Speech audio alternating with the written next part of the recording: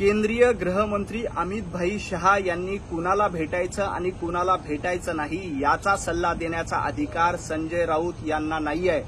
संजय राऊत तुमच्यामध्ये एवढीच खुमखुमी असेल तर मातोश्रीवर जाऊन उद्धव ठाकरे यांना सांगा की ओबीसी समाजातून मराठा समाजाला आरक्षण दिलं पाहिजे का।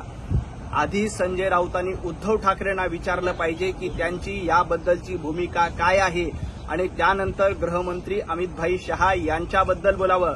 महाविकास आघाडीनं सातत्यानं मराठा समाजावर अन्याय केला, सातत्यानं मराठा समाजाचं आरक्षण नाकारलं, मराठा समाजाला सुविधा दिले नाही आणि ते आज गप्पा मारतायत। अमित भाई शहा हे मुंबईमध्ये आलेले आहेत आणि त्यांनी कुणाला भेटावं कुणाला नाही हा त्यांचा अधिकार।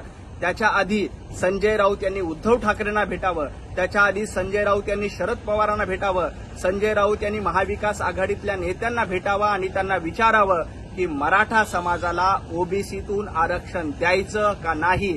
आधी या प्रश्नाचं उत्तर द्या आणि मग अमित भाई शहा आणि देवेंद्रजी फडणवीस यांच्यावर बोला।